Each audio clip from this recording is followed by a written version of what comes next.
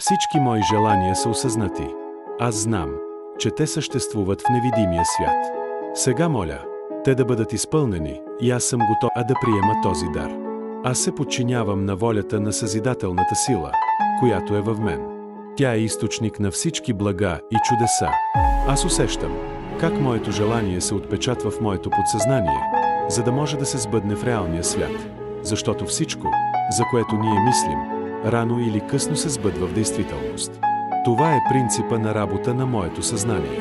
Аз усещам, че всичко, за което се помоля, непременно се сбъдва и затова съм напълно спокоен. В моето сърце живее твърдата увереност, че желанието ми скоро ще се осъществи. Цялото ми същество е пълно с радостно вълнение. Аз съм умиротворен, защото Бог е мир и спокойствие. Благодаря на Теб, Баща мой небесен. Така да бъде.